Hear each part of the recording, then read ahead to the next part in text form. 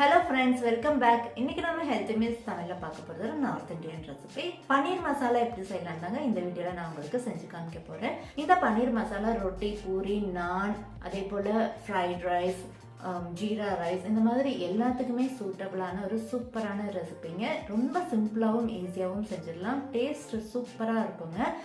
நம்ம ஆயில் எல்லாம் ரொம்ப அதிகமாக யூஸ் பண்ணாமல், அதாவது நம்ம ஹோட்டல்ல எல்லாம் வாங்கும்போது ரொம்ப ஆயில் பட்டரெல்லாம் யூஸ் பண்ணியிருப்பாங்க. அந்த மாதிரியெல்லாம் இல்லாமல் சிம்பிளாக நம்ம வீட்லேயே எப்படி செய்யலாங்கிறத நம்ம வீடியோவில் நான் இன்னைக்கு உங்களுக்கு செஞ்சு காமிக்க போகிறேன்.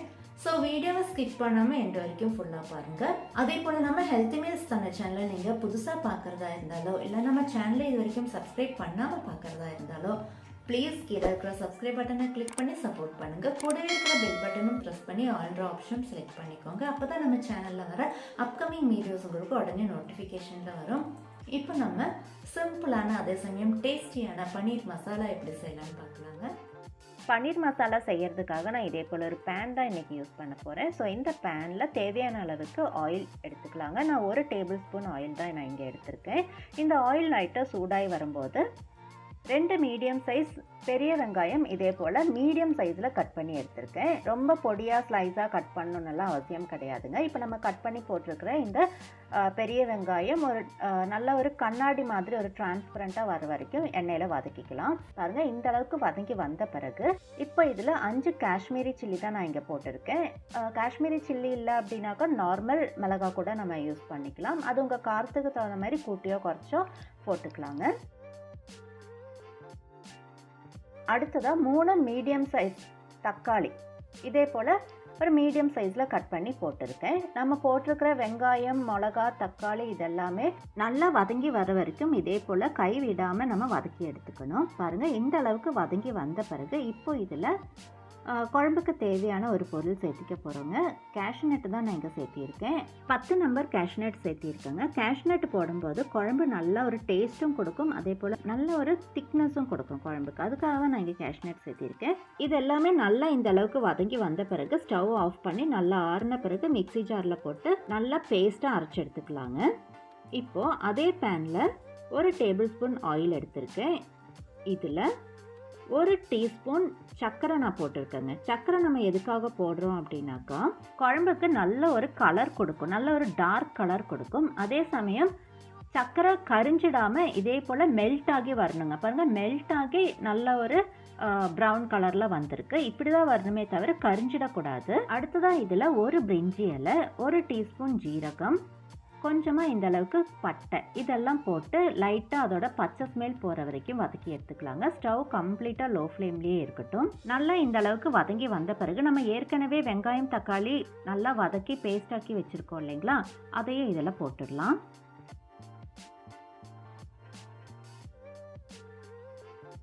மிக்ஸி ஜாரில் கொஞ்சமாக தேவையான அளவுக்கு தண்ணி ஊற்றி அது இதில் ஊற்றியிருக்கேன்.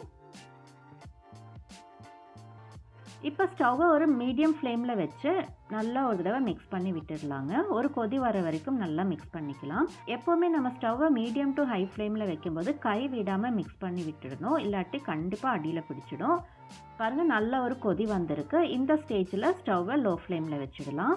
ஸ்டவ்வை லோ ஃப்ளேம்லேயே வச்சு டைம் எடுத்து குக் பண்ணும்போது தாங்க குழம்புக்கு டேஸ்ட்டாக இருக்கும். அது இந்த குழம்புன்னு இல்லைங்க, எந்த ஒரு ரெசிபி நம்ம செய்யும் போதும் லோ ஃப்ளேமில் வச்சு நம்ம டைம் எடுத்து குக் பண்ணும்போது அதோட டேஸ்ட்டு சூப்பராக இருக்குங்க.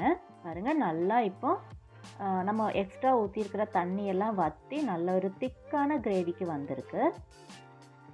இப்போது இந்த ஸ்டேஜில் குழம்புக்கு தேவையான மசாலாலாம் சேர்த்திக்கலாங்க. 2 பச்சை மிளகா இதே போல் மிடில் கீரி போட்டிருக்கேன். காரத்துக்காக நம்ம ஏற்கனவே காஞ்ச மிளகா போட்டிருக்கோம். இப்போ இதில் பச்சை மிளகா கூட சேர்த்திருக்கேன். இது கூட மல்லித்தூள் 2 table spoon, garam masala 1 teaspoon, மஞ்சத்தூள் 1/2 டீஸ்பூன் போட்டிருக்கேங்க. இது கூட குழம்புக்கு தேவையான உப்பு 1 டீஸ்பூன் சேர்த்திருக்கேன். நான் இங்கே கல்லுப்பு சேர்த்திருக்கேன். உங்கள்கிட்ட கல்லுப்பு இல்லை அப்படின்னாக்கா பொடியுப்பு கூட சேர்த்திக்கலாங்க. பட் மேக்ஸிமம் நம்ம முடிஞ்ச வரைக்கும் இந்த உப்பு சேர்த்துக்கிட்டாக்கா நம்ம ஹெல்த்துக்கு ரொம்பவே நல்லதுங்க. நான் இங்கே கல்லுப்புலேயே இந்துப்பு தாங்க சேர்த்திருக்கேன். அந்த மாதிரி முடிஞ்ச வரைக்கும் நீங்களும் இந்துப்பு பார்த்து வாங்கி யூஸ் பண்ணுங்கள். ரொம்ப நல்லாயிருக்கும், டேஸ்ட் வைஸும் ரொம்ப நல்லாயிருக்கும். இப்போ நம்ம போட்டிருக்கிற மசாலாலாம் குழம்புல நல்லா இதே போல் மிக்ஸ் பண்ணி விட்டு அதோட பச்சை ஸ்மெல் போகிற வரைக்கும் நல்ல ஒரு கொதி வர வரைக்கும் வெயிட் பண்ணலாம். மூடி போட்டு ஒரு 5 நிமிஷத்துக்கு வச்சிடலாங்க. 5 நிமிஷம் ஆகிருக்கு. ஓப்பன் பண்ணி பார்த்துடலாம். பாருங்கள், நல்லா குழம்பு ஒரு திக்கான கிரேவியில் வந்திருக்கு. தண்ணியெல்லாம் வற்றி நம்ம ஊற்றிருக்கிற எண்ணெயெல்லாம் மேலே தெளிஞ்சு வந்திருக்கு. பார்த்திங்களா, நான் ரொம்ப அதிகமாகலாம் இதுக்கு எண்ணெயும் ஊற்றலை. 1 டேபிள் ஸ்பூன் எண்ணெய் மட்டும்தான் நான் ஊற்றியிருக்கேன். வெங்காயம் தக்காளியெல்லாம் வதக்கிறதுக்கும் 1 டேபிள் ஸ்பூன், அதாவது டோட்டலாக 2 டேபிள் ஸ்பூன் எண்ணெய் தான் நம்ம குழம்புக்கு நான் இங்கே சேர்த்திருக்கேன். இப்போது இந்த ஸ்டேஜில் நான் ஜிஞ்சர் கார்லிக் பேஸ்ட்டு ஆட் பண்ணியிருக்கேங்க. உங்கள்கிட்ட ஜிஞ்சர் கார்லிக் பேஸ்ட் இருந்ததுன்னா இந்த ஸ்டேஜில் சேர்த்திக்கலாம். அப்படி இல்லை அப்படின்னாக்கா நம்ம வெங்காயம் தக்காளியெல்லாம் வதக்குறோம் பார்த்திங்களா, அப்போ கூட நம்ம இஞ்சி பூண்டு எல்லாம் போட்டு வதக்கி மிக்சியில் போட்டு ஒட்டுக்கா அரைச்சி எடுத்துக்கலாம். என்கிட்ட பேஸ்ட்டாக இருந்ததுனால தான் நான் இந்த ஸ்டேஜில் போட்டிருக்கேன். இப்போ இதை மூடி போட்டு 2லேருந்து 3 நிமிஷத்துக்கு வெயிட் பண்ணலாம். பாருங்கள், நல்லா நம்ம ஊற்றி இருக்கிற எண்ணெயெல்லாம் தெளிஞ்சு வந்திருக்கு. நல்ல ஒரு திக்கான கிரேவிலையும் வந்திருக்கு. நல்லா ஒரு தடவை மிக்ஸ் பண்ணி விட்டுடலாங்க. நான் மிக்ஸ் பண்ணும்போது மட்டும்தான் ஸ்டவ்வை ஒரு மீடியம் ஃப்ளேமில் வச்சுருக்கேன். மற்றபடி எப்போவுமே நம்ம ஸ்டவ்வை மேக்ஸிமம் லோ ஃப்ளேமில் வச்சு குக் பண்ணுறது தான் நல்லது. இதில் 200 கிராம் பன்னீர் இதே போல் க்யூப்ஸாக கட் பண்ணி எடுத்து வச்சுருக்கேன். அதையும் போட்டுடலாம். எப்போவுமே நம்ம பன்னீர் மேக்ஸிமம் நம்ம மசாலாலாம் வெந்து திக்கான ஒரு கிரேவி ஆன பிறகு மட்டும்தாங்க பன்னீர் கடைசியாக தாங்க போடணும். அப்படி இல்லை அப்படின்னாக்கா ரொம்ப பன்னீர் வெந்துட்டாலும் ரப்பர் மாதிரி ஆகிடும்.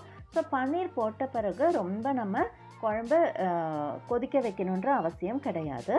அதே போல் நம்ம முன்னே சர்க்கரை போட்டங்காட்டிக்கு தான் குழம்புக்கு நல்ல ஒரு டார்க் கலரும் வந்திருக்கு. அதுக்காக தாங்க நான் சர்க்கரை ஃபஸ்ட்டு போட்டு நல்ல ஒரு ப்ரௌன் கலருக்கு அதை நல்லா மெல்ட் பண்ணி எடுத்துருந்தேன். நீங்கள் இந்த பன்னீர் மசாலா ரைஸுக்கு செய்கிறதா இருந்தால் இந்த ஸ்டேஜ்லேயே ஸ்டவ் ஆஃப் பண்ணிக்கலாங்க. பட் நான் இன்றைக்கி இங்கே சப்பாத்திக்கு செய்கிறதுனால கொஞ்சம் கூட கிரேவி தேவைப்படுது.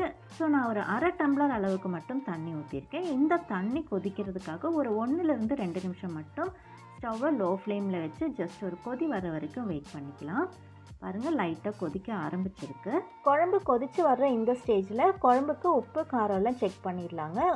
காரம் மட்டும் கொஞ்சம் கம்மியாக இருக்குது. நான் இங்கே 1/2 டீஸ்பூன் அளவுக்கு மட்டும் மிளகாத்தூள் சேர்த்திருக்கேன். நான் காரத்துக்காக 2 பச்சை மிளகாய் சேர்த்திருந்தேன். அதே போல் காஷ்மீரி சில்லி ஒரு 5 எண்ணம் சேர்த்திருந்தேன். காஷ்மீரி சில்லிக்கு அவ்வளோ காரம் இருக்காது.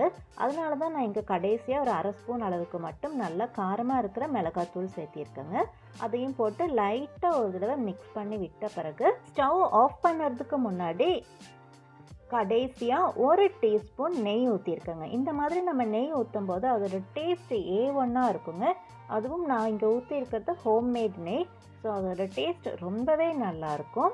லைட்டாக இதே போல் மிக்ஸ் பண்ணி விட்ட பிறகு ஆல் டைம் ஃபேவரட்டான மல்லி இலை கடைசியாக தூவி விட்டுக்கலாங்க. இந்த மல்லி இலையை போட்டு நம்ம ஸ்டவ் ஆஃப் பண்ணி மூடி வச்சு ஒரு 2 நிமிஷம் பொறுத்து ஓப்பன் பண்ணினோன்னு வைங்களேன், அதோட ஸ்மெல் சூப்பராக இருக்குங்க. டேஸ்ட்டு A1-ஆக இருக்கும். பாருங்கள், சூப்பராக நம்மளோட பன்னீர் மசாலா இங்கே ரெடி ஆகிடுச்சு. இவ்வளோதாங்க, ரொம்பவே சிம்பிளாகவும் ஈஸியாகவும் டேஸ்டியாகவும் நம்மளோட பன்னீர் மசாலா ரெடி பண்ணியிருக்கோம். உங்களுக்கு இந்த ரெசிபி பிடிச்சிருந்தது அப்படின்னா நீங்களும் உங்கள் வீட்டில் கண்டிப்பாக ட்ரை பண்ணி பாருங்கள். அதே போல் உங்கள் ஃப்ரெண்ட்ஸ் அண்ட் ஃபேமிலிக்கும் நம்ம வீடியோவை ஷேர் பண்ணி விடுங்க.